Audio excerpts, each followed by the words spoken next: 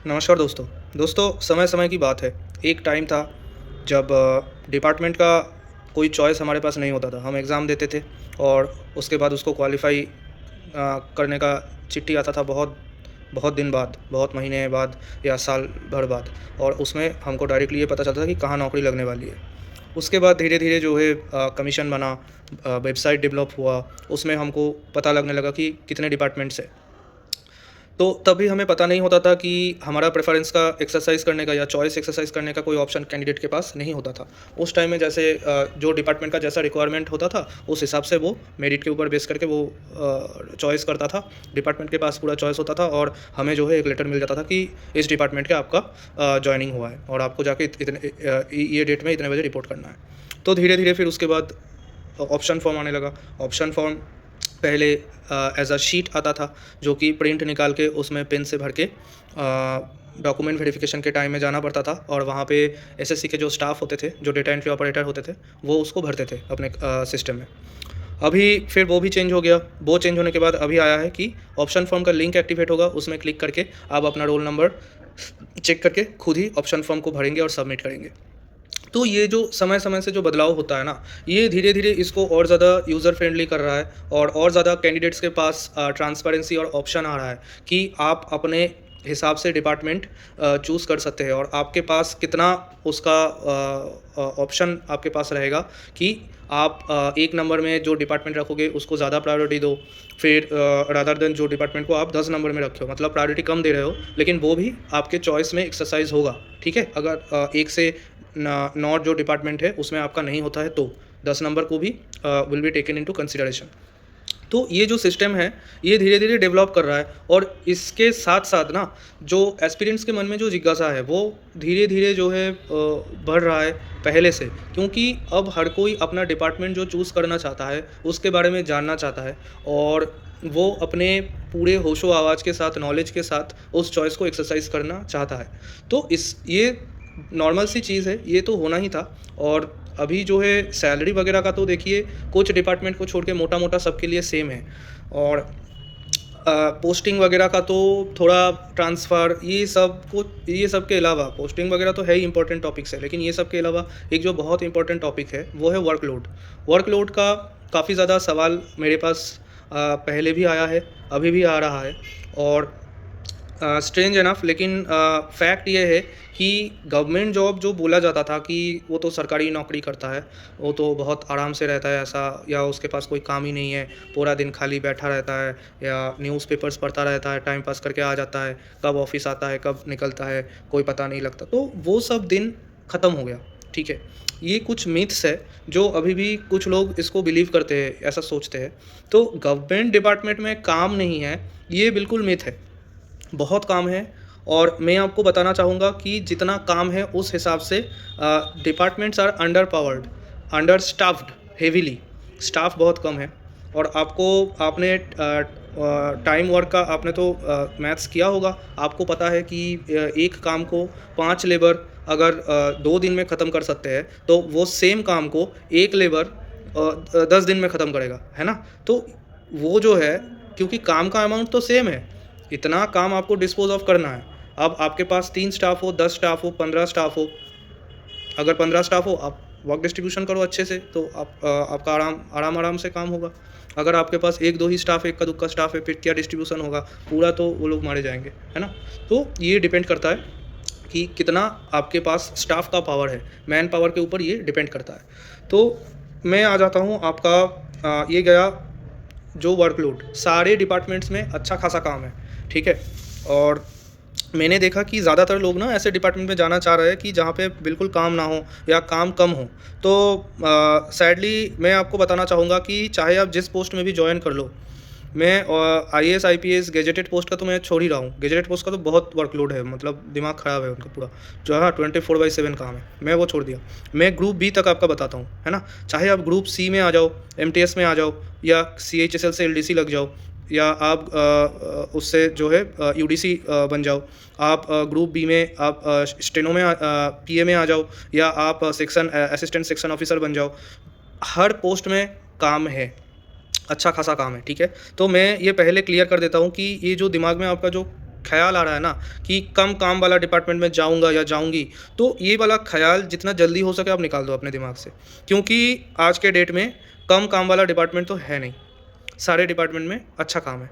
और अगर कोई नौकरी कर रहा है 6-7 साल से और उसके पास काम बहुत कम है, इसका मतलब उसका ऊपर जो बैठा हुआ है ना, वो सारा काम अकेला खुद कंज़्यूम कर रहा है। वो पूरा अकेला उस काम को ऐसे ब्लॉटिंग पेपर जैसे इंक को सक कर लेता है ना, वैसे वो कर रहा है। पूरा काम को वो खुद ले रहा है ना? अपने ऊपर ले रहा है और आपके ऊपर उस काम का कोई आँच नहीं आने दे रहा है। तो व्हिच इज़ नॉट नॉर्मल। तो मैं अभी जिस चीज़ के बारे में बात करूँगा, वो मैं नॉर्मल चीज़ के बारे में बात करूँगा, जो कि यूजुअली होता है, जो नियम के हिसाब से, नियम के अनुसार होता है ना? तो वो मैं आप लोगों को अभी बताऊँगा रिगार्डिंग वर्कलोड। तो पहले आ जाते हैं कि वर्कलोड क्या है? वर्कलोड है वर्क मतलब काम, लोड मतलब जो वज़न, काम कितना ज़्यादा होगा। देखिए काम ऐसा है कि हर जो क्वालिफ़िकेशन है या हर जो डेज़िग्नेशन है, हर डेज़िग्नेशन का अलग-अलग काम एलोकेट किया जाता है, ठीक है? अलग-अलग काम हर डिपार्टमेंट में, हर पोस्ट का होता है। जो एमटीएस है उसका काम अलग है, जो एलडीसी है उसका काम अलग है, यूडीसी का काम अलग है, असिस्टेंट का काम अलग है, स्टेनोग्राफ़र का काम अलग है, स्टेनो ग्रेड 1 यानी पीए का काम अलग है, पीएस का काम अलग है। तो ऐसे-ऐसे हर एक पोस्ट का काम अलग-अलग दिया हुआ है। अब वो जो जॉब प्रोफ़ाइल है, वो कितना दूर तक और कौन से डिपार्टमेंट में कैसे फ़ॉलो होता है, वो ना मेरे हाथ में है, ना वो आपके हाथ में है। तो जॉब प्रोफ़ाइल कुछ जगह अच्छे से फ़ॉलो होता है, ज़्यादातर जगह, कुछ जगह नहीं होता है। अगर आपको कोई दिक्कत होता है या कोई इश्यू आ रहा है आपको, तो आप अपने जॉब प्रोफ़ाइल के हिसाब से आपको काम नहीं मिल रहा है, वो चीज़ आप बता सकते हो, आपके ऊपर के जो अधिकारी हैं उनको, है ना? क्योंकि जॉब प्रोफ़ाइल हर एक का अलग-अलग बना हुआ है, वो रूल है, गवर्नमेंट रूल है। तो वो अलग एक दिशा हो गया, उस दिशा में उस बारे में कभी बाद में बात करेंगे। अभी जो वर्कलोड है, इस हिसाब से वर्कलोड डिस्ट्रीब्यूटेड है। तो देखिए कुछ डिपार्टमेंट है, सारे डिपार्टमेंट में अच्छा वर्कलोड है, लेकिन कुछ डिपार्टमेंट है जिसमें जायज़ ही वर्कलोड ज़्यादा होगा और वर्कलोड ज़्यादा होने के कारण उसका सैलरी भी ज़्यादा बना हुआ है। ये उसका रूल है डिपार्टमेंट का। जब वो गठन हो रहा था, उसी टाइम में उस डिपार्टमेंट के एम्प्लॉइज़ को 12 महीने में 13 महीने का सैलरी क्रेडिट किया जाएगा, ऐसा प्रावधान रखा गया था। क्योंकि उस डिपार्टमेंट में वर्कलोड ज़्यादा है, वर्कलोड ज़्यादा होने के कारण वो शनिवार, रविवार को आपको काम दे सकता है और काम देता भी है। तो आप ज़्यादा दिन तक काम कर रहे हो, मतलब आपका जो वर्क आवर है, वीकली जो वर्किंग आवर है, वो बहुत ज़्यादा हो रहा है। तो इस वजह से आपको फाइनेंशियली कंपेंसेट किया जाता है सैलरी ज़्यादा देके, है ना? तो ऐसे डिपार्टमेंट कुछ डिपार्टमेंट का नाम आप ऑलरेडी जानते हो। आज के वीडियो में मैं डायरेक्टली नेगेटिव कुछ डिपार्टमेंट के बारे में मैं नहीं बोलूँगा। मैं खुद सर्विस में हूँ, मैं ऐसा नहीं बोल सकता, है ना? और लेकिन जो फैक्ट है, जो होता है, वो मैं आपके साथ साझा कर सकता हूँ और वही मैं बोल रहा हूँ। तो डिपार्टमेंट अपने पास जो लिस्ट है हमारे पास, जो आपका डिपार्टमेंट का मतलब वैकेंसी का जो लिस्ट दिया हुआ है, वहाँ पे आपको देखना है कि जो डिपार्टमेंट है उनको हम 4 सेक्शन में उसको डिवाइड 4 भाग कर सकते हैं, ठीक है? फर्स्ट पार्ट में हम रख सकते हैं पुलिस डिपार्टमेंट, जो पुलिसिया विभाग होता है। पुलिस मतलब देखिए, पुलिस और डिफेंस बहुत लोग उनको एक तरह का सोचते हैं। पुलिस और डिफेंस अलग है। पुलिस आता है होम डिपार्टमेंट के under. Police law and order देखता है, पुलिस इंटेलिजेंस देखता है, इंटरनल सिक्योरिटी देखता है। ये सारे जो है पुलिस डिपार्टमेंट्स है सर। तो पुलिस डिपार्टमेंट आप आई थिंक आप समझ सकते हो कि कौन सा डिपार्टमेंट पुलिस डिपार्टमेंट में आता है, ठीक है? ओनली नॉट ट्रैफिक में जो दिखता है रास्ते में खड़ा हुआ, वो पुलिस नहीं है। पुलिस डिपार्टमेंट पूरा एज ए होल आपको लेना पड़ेगा। जो सिविल ड्रेस में रहता है वो भी हो सकता है, और जो यूनिफॉर्म्ड होता है वो भी हो सकता है, ठीक है? जो इंटरनल देश के अभ्यंतरीण सुरक्षा का जिम्मेदारी लेता है, वही पुलिस डिपार्टमेंट में आता है। जनरली होम के अंडर आता है ये एक सेक्शन हो गया, ठीक है? First section. तो एक-एक करके मैं बात करता हूँ। पुलिस डिपार्टमेंट्स में जो मैं शुरू में बोल रहा था कि इसमें जो है वर्कलोड डेफ़िनेटली ज़्यादा होगा, ठीक है? इसका कोई दोहराए नहीं है। इसमें वर्कलोड ज़्यादा होगा। मैं फिर से बोलना चाहूँगा कि वर्कलोड ज़्यादा होने के कारण आपको सैलरी भी फाइनेंशियली आपको कंपेंसेट किया जाएगा और सैलरी ज़्यादा होगा आपका।